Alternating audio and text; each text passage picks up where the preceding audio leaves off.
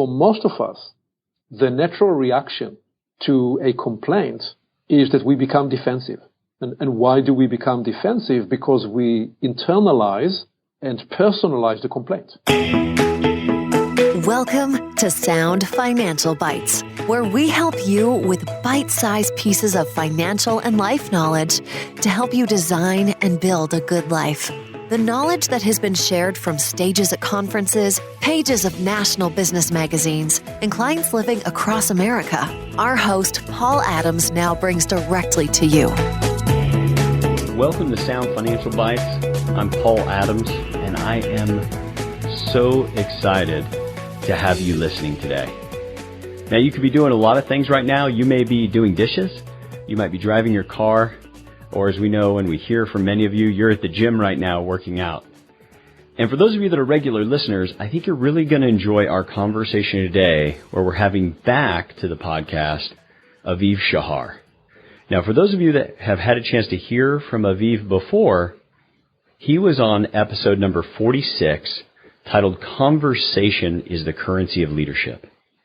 And in that podcast, Aviv started to share with us how important it is for all of us to take time enough every day at the beginning of the day. These are things I took away that were tremendously impactful. The time at the beginning of every day to think about what conversations you're going to be in throughout the day, not like the tasks of the meeting on your calendar, but rather what are the conversations you're going to be in during the day. And some of the biggest takeaways that we heard back from people were things like an undebriefed action is a wasted action. The conversation is the currency of leadership.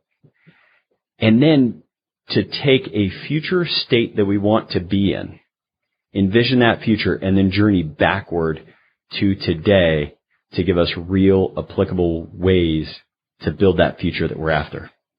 So as formerly part of the Israeli military and a fighter pilot and training fighter pilots, which will give you some of the reasons why he's so clear and concise both with his language and execution inside large companies, which are his primary client. Fortune 100 companies are who typically hire Aviv to help their executives be more transformational leaders and to change that culture inside those large organizations, some of which we're going to talk about today. And most of what we're going to cover are the things that I've now been able to pull out. We had him on before his book released, Create New Futures.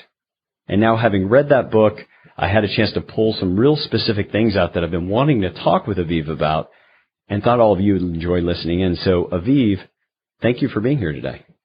Glad to be here. How have things been going just since the book got released? Things are going great, Paul. It's an adventure every day.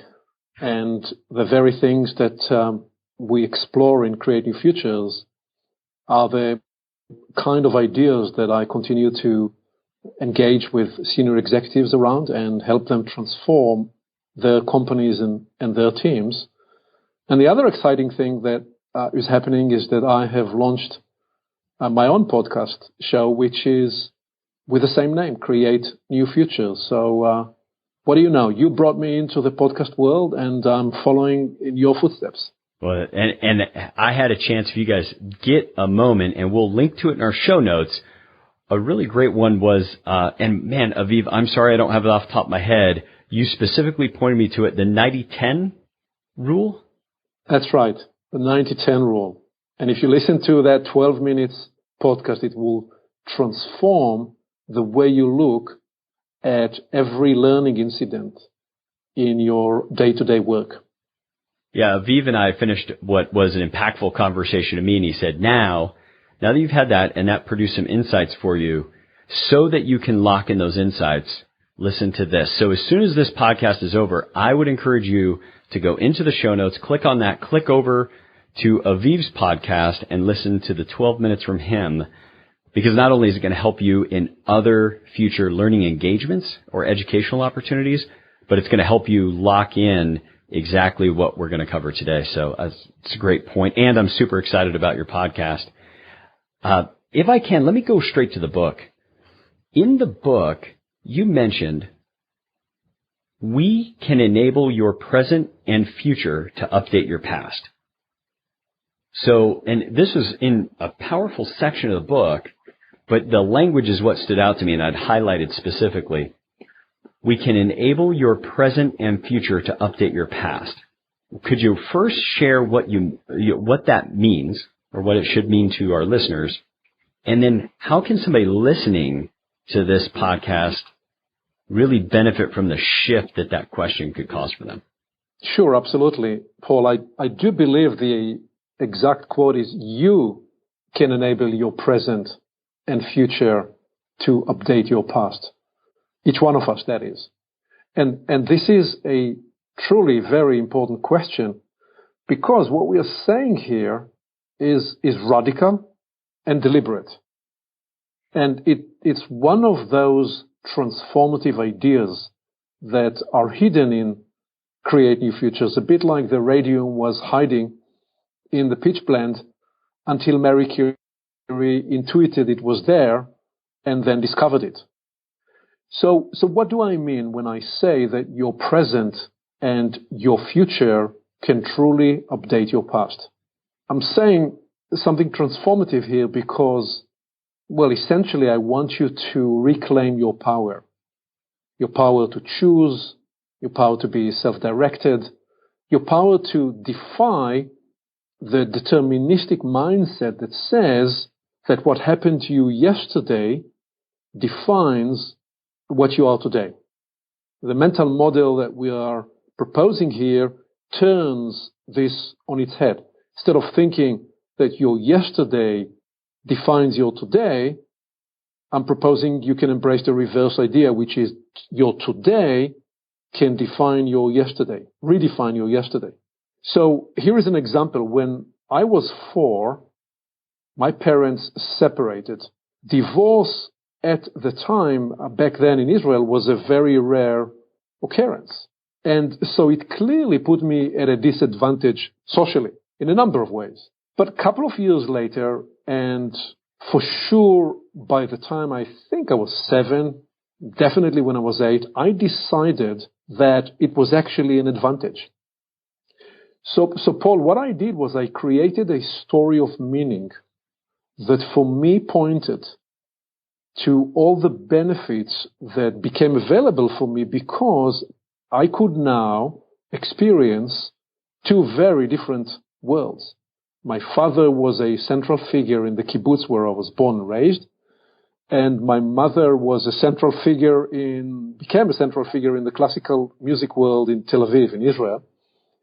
And I practically had access to 2 completely different universes. And this is something I have thought about a lot. And when I studied biographies of people, and let me just give you one, for me, fascinating example. When you study the story of the late Pope John Paul II, okay, he was the first Pope to embrace the modern TV medium. But not many people know that during his youth, during the Second World War, he was actually part of a small group of people that led an underground theater. And the story goes that he was discovered as a very talented actor with great stage presence. And people around him talked about him being destined for great acting career. So his circle of friends were surprised when he gave it all up and enrolled in the seminary, only to discover many, many years later, decades later, that when he walked to that famous walk, when he walked to the balcony first time to be seen as the Pope, it is said that the role of his life actually descended on him. And he will go to then become the first Pope that will use this modern medium of television and will speak throughout the 80s and really through to the end of his life through the television screen to people all around the world, and will make extraordinary impact on the run up to the end of the Cold War and all that. So when you look at his life story, to me, his later life and the bigger role that he had, his really significant role, provided and redefined the significance of his early stage practice with moving crowds, with words, and through his presence. And so now I'm coming to you, Paul, because you shared with me something on point, which is that you have had a difficult experience managing other people's money through the 07, 08, 09 crisis. And I think, when people go through a period of crisis, there is a question, so do you let the crisis define your future, or do you make new choices in your future that redefine that experience? I believe, based on what you shared with me, that what you have done was you decided to make some new decisions, rewire your practice, in essence, rewire your relationships with managing money, managing other people's money, and you have therefore redefined your experience with that incident. So to land in the most pragmatic example, what I'm saying is that if yesterday defines today, then you'd say that a simple, small misunderstanding will naturally lead to a bigger and more painful misunderstanding.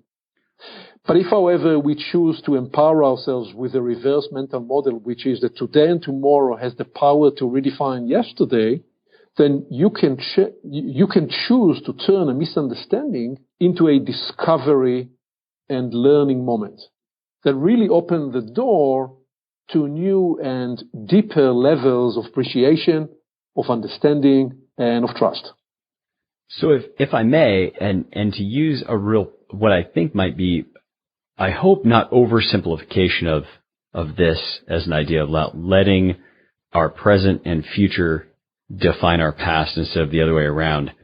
I think about just picking somebody who has a significant career failure of some kind.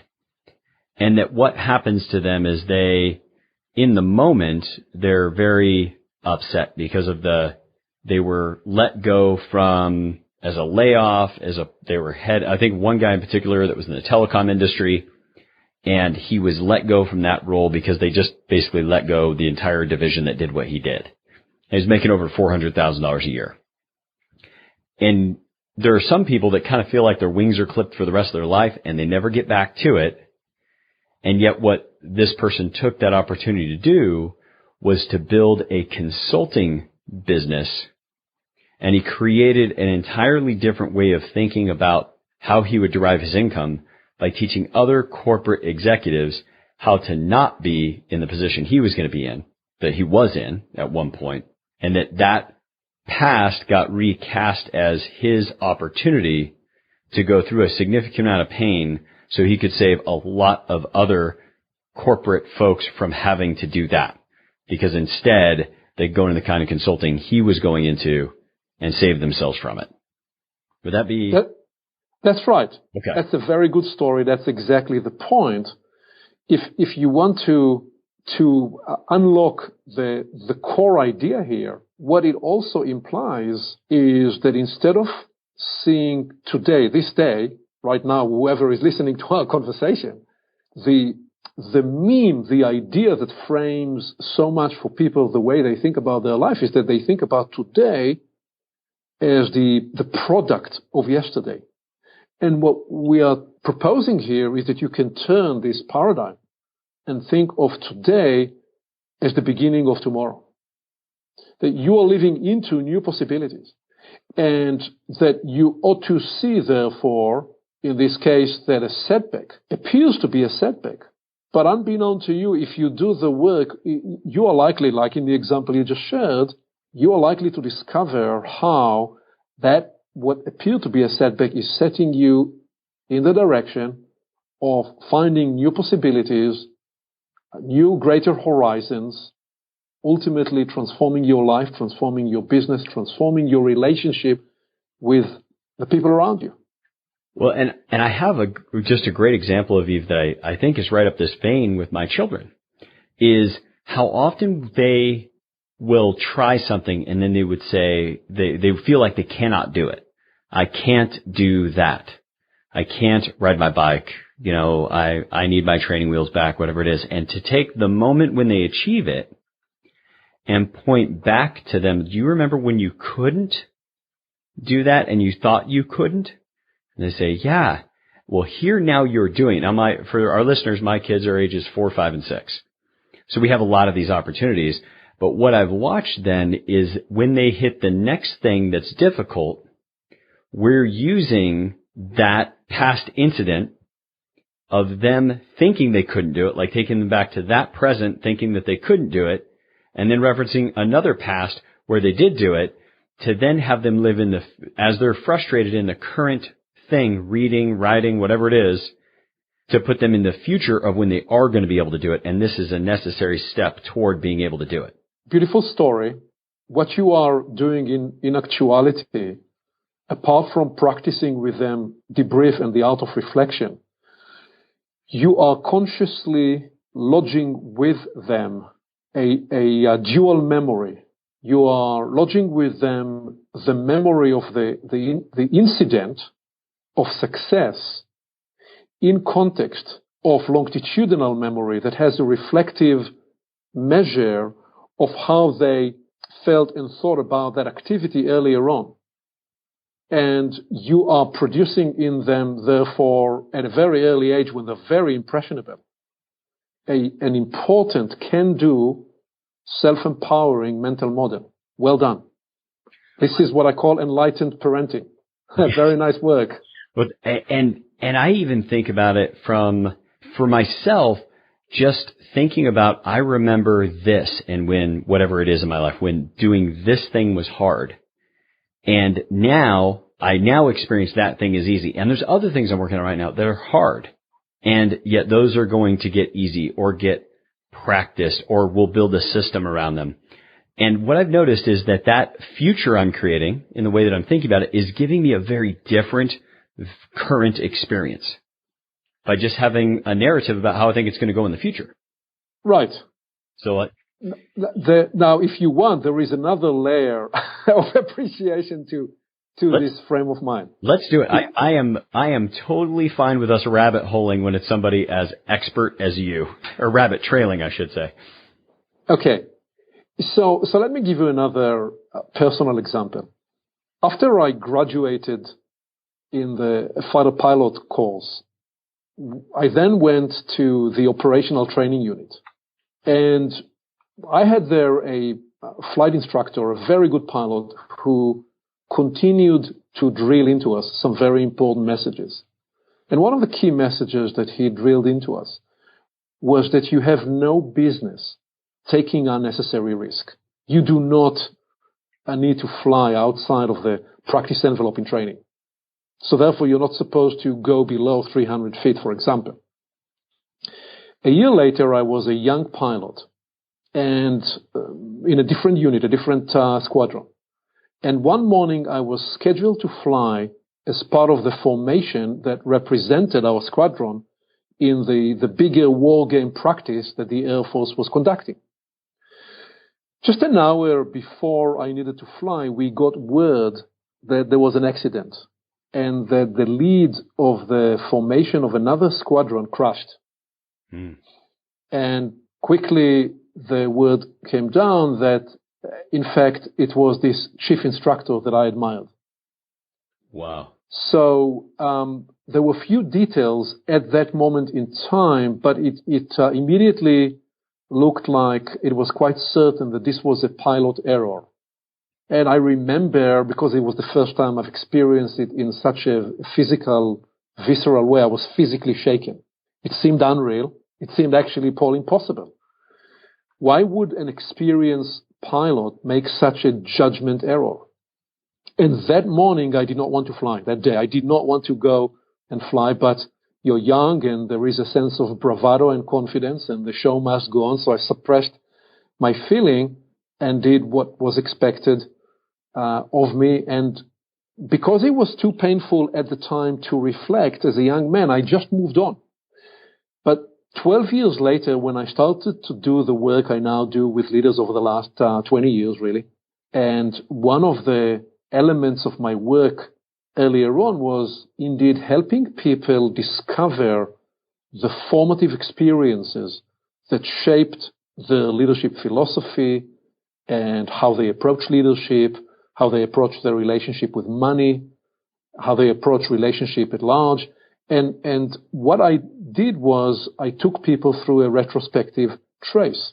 But to be authentic and true, I took myself through a retrospective journey. And one of the things that I did was I've decided to capture particular experiences that I did not process very much earlier in my life, and that I, at that point in time, decided I have the power to now rewrite. And as I say in the quote you just offered, bring new meaning to redefine the past from my today frame of mind, from a today awareness and content.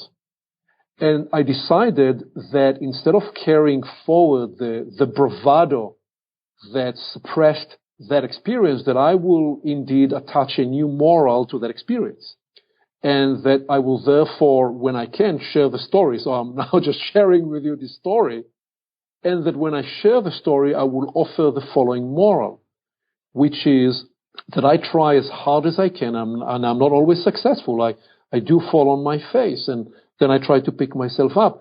But that I try hard, if I can, to walk my talk and to practice what I preach.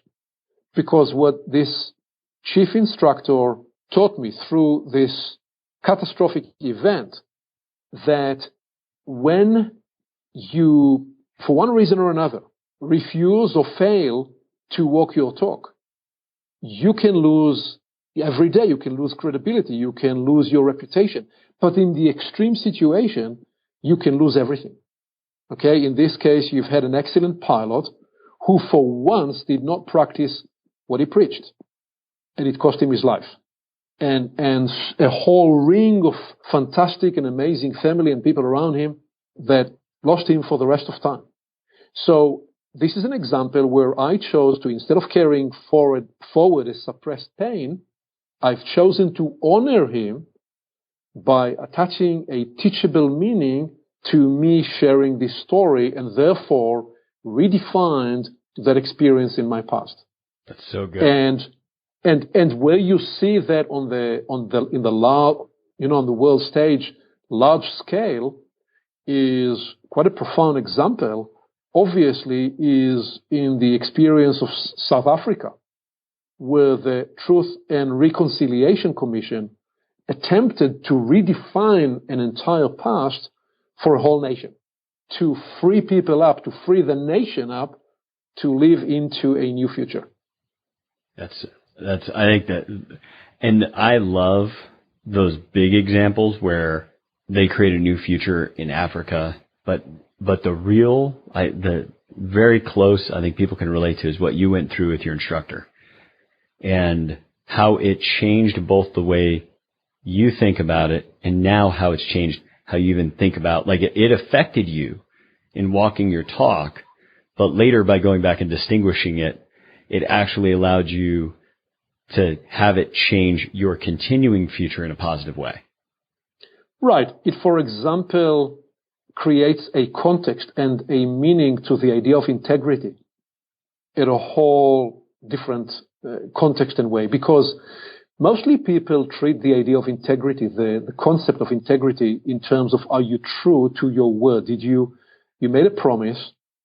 Did you follow up on your promise? Did you deliver? And that's a very important meaning of the word. But in this case, what I'm proposing is that when you introduce a practice to your life, when you introduce a set of values that guide the way you work, the way you engage with other people, then when you break that integrity, not only can, in some cases, it will just cost you your reputation and your personal brand, in some scenarios, it may involve something that has even a bigger, more painful price.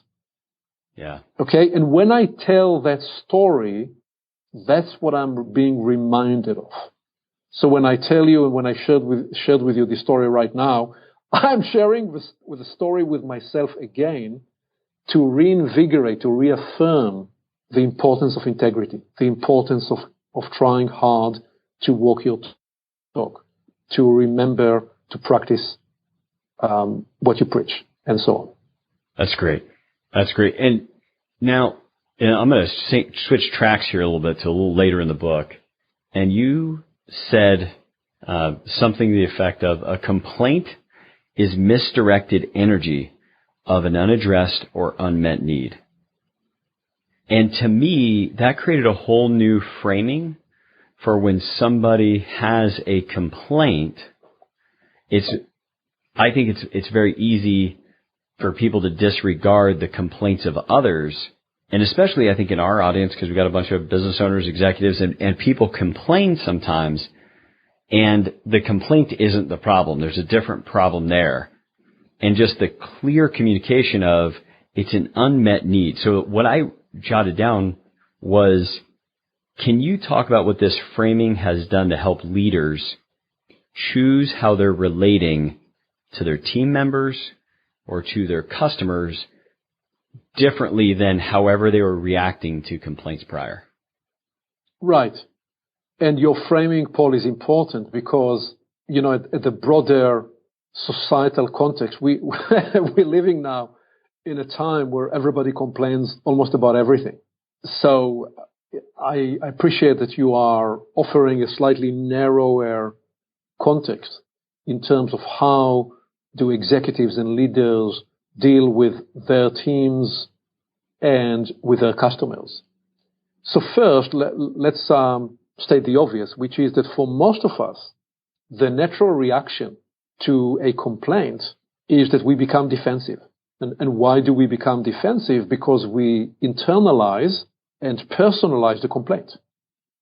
Instead, what I propose we do is that we seek to understand and help the other person become part of the solution by converting the complaint into a concrete request. Request that will help us indeed address the unmet need. And what I'm also addressing clearly when I talk about this in the book is that for many of us, we were raised in a societal and cultural context where we were not trained into the art of expressing needs and formulating requests. And when that energy gets suppressed, it later appears, as you just quoted, as a displaced behavior that expresses complaint and sometimes a very hard complaint. So here is an example of how I use this in my workshops with executive teams, because there is a point when we work to articulate the desired future state. And often when we do that, you'll have a number of voices that will insist on explaining why the change that we are describing cannot work. And also, together with that, why they feel reticent, sometimes cynical, and why essentially they resist that future state. And when I hear this voice, and I'm now so well attuned to hearing the language formulation, and I can see the body language and how other people react, because these are people that interact with each other every day, so they know what's going to come next. What I then do is, because let me even be a little more clear, what they do typically is they use the current problems and challenges to explain why a new future we are hoping to create and are exploring why it cannot work. And so in this case, what I do is I ask them to reframe their language. And instead of using complaints to justify their position and explain why a certain new future that we are exploring cannot work, I ask them to frame their concerns and then to formulate specific and concrete requests that will, in their mind, free them up from that concern. And the mental model that guides this practice is that underlying the complaint, there is an information that we need. We do not want to shut that information down. We Unless we share that data, we will never have had a chance to go through the process of the underlying need being made explicit. And therefore, we are in what I call a displaced conversation.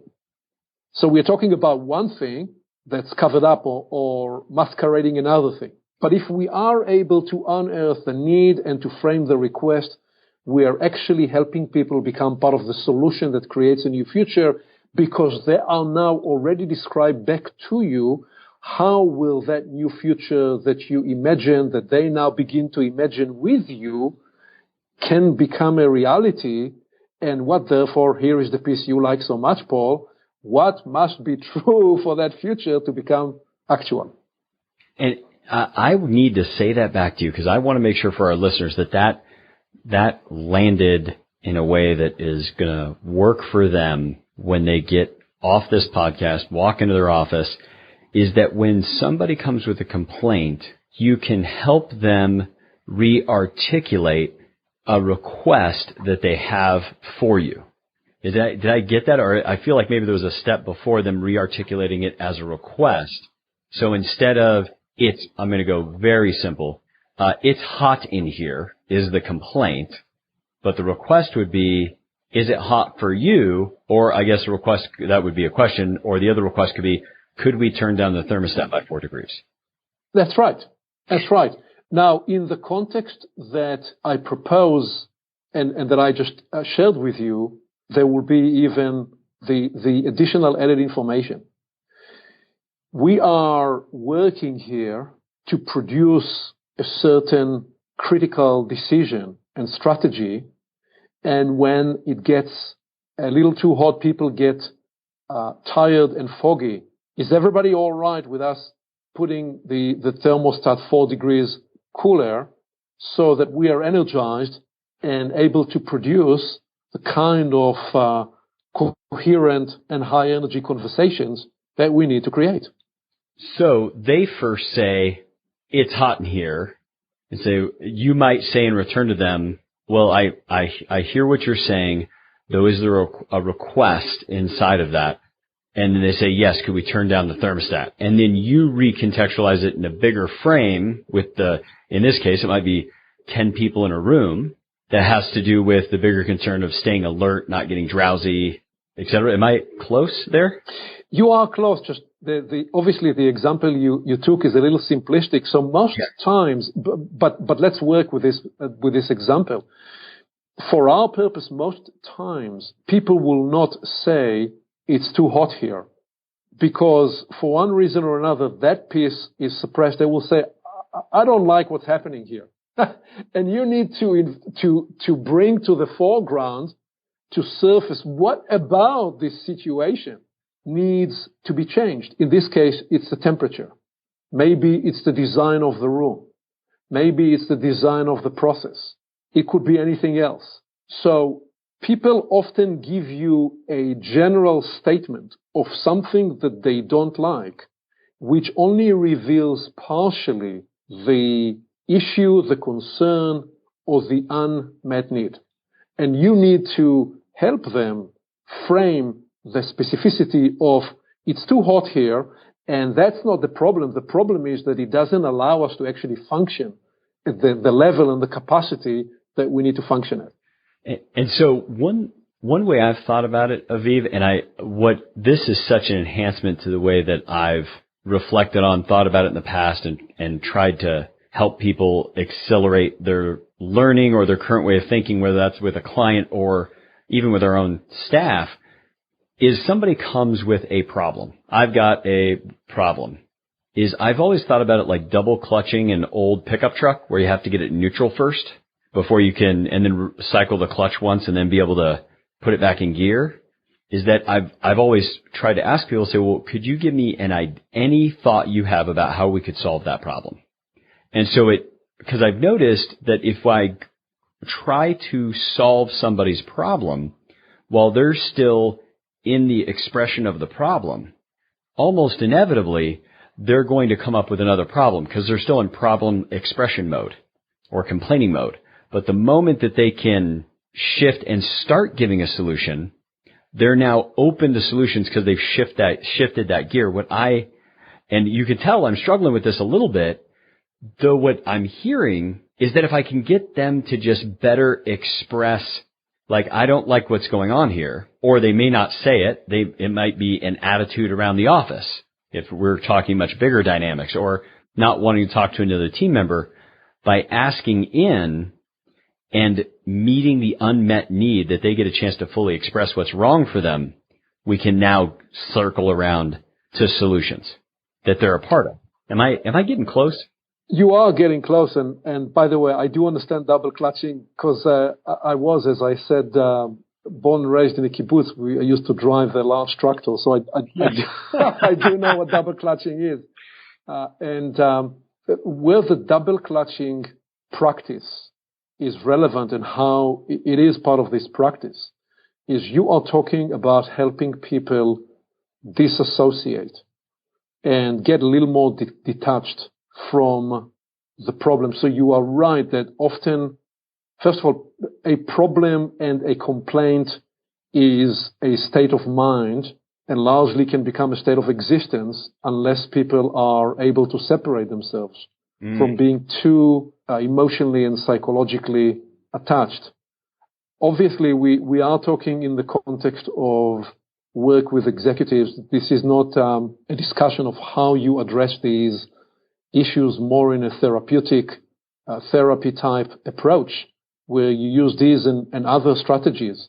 But if you need to help people create a more neutral, detached space, you can use that and you can also try to encourage them to talk about that person in the third person and describe that not as themselves, because part of what you are trying to do is get them to gain a different perspective and get them to gain some distance from how invested they are in being right in explaining that problem. And for me, just talk about mindset change, that if I think of somebody complaining is not them being a jerk, is not them trying to disrupt things, all that, but I noticed that the thinking that they have an unmet need instantly gave me empathy for anybody that's complaining. Right, and which is important. And right there together with it, with this sense of empathy, because we could talk for another hour about the different levels of empathy. But specifically, you are after the information. You are looking to get some new data. What is the problem? What is the unmet need? So you can actually take practical steps to address it. We are in business to meet customer needs and to therefore deliver value and use that to bring even a greater contribution to your community and to the people that you serve. So in that sense, this is critical. Aviv, that is incredible. We've now gotten a chance to deep dive on two key concepts from Create New Futures, both that our present and future can recontextualize our past for us, and more importantly, I think those that we interact with. And then this idea of being able to understand a complaint as an unmet need of others in a way that we can better enable them to help us address the concern and enable them to help themselves in addressing the concern by being able to unpack it a little bit while having empathy for them, for what they're going through as they complain. Now, we've got to have you back on because we had two major points from the book that we got a chance to get into, but I've got more that I want to unpack with you. But before we go, is there anything that you're thinking about, Aviv, you want to make sure that our audience is aware of, to put a bow on what we talked about today? Yeah, sure. Thank you, Paul, first for these questions and the opportunity to explore this with you. What I'd say is that everything we discussed here indeed is to do with helping people create new futures. Okay, the core belief is people are not broken, and we are not here to fix them because they're not broken. But what we are here to do is in business and in relationships to facilitate and help people create for themselves in their personal lives, in their business adventures, new futures. That's the core theme of both, obviously, the book, but also of what we discussed, because the point of reframing a complaint in terms of a request is all about unleashing the creative process and the innovative process that then becomes accessible and available, because a certain energy that was locked is now released into the process of new transformation, ultimately enabling us, with the people we work, to create new futures. That's great. Well, and as a reminder, everybody, the way that you can get a hold of Aviv's other material, videos, his podcast, is you can find him, and his name's Aviv Shahar, as A-V-I-V, and you can find him at avivconsulting.com. And you can also listen to our other Sound Financial Group podcast, Sound Financial Bites, episode 46, Conversation is the Currency of Leadership. And last but not least, you can check out his podcast, Create New Futures. Episode 3 is the episode we talked about earlier in learning the breakthrough rule. Let me re-say that. Instigating breakthrough learning and the 90-10 rule. And of course, you can find his book on Amazon, Create New Futures. Aviv, thank you again for being here, and look forward to having you back soon. Pleasure. I want to acknowledge you for taking the time to tune in to Sound Financial Bites. You stopped long enough in your busy day to reflect on your finances and your future to help you design and build a good life. Please take a moment to subscribe to this podcast and follow us on social media. You can find us on Facebook and LinkedIn. If you have a topic you would like to hear us discuss, please send us a note on Facebook, LinkedIn, soundfinancialbites.com, or email us at info@sfgwa.com. Be sure to check out the show notes for links to any resources that were covered in each episode. For our full disclosure, please check the description of this episode, the description of this podcast series, or you can visit our website. Make it a great day.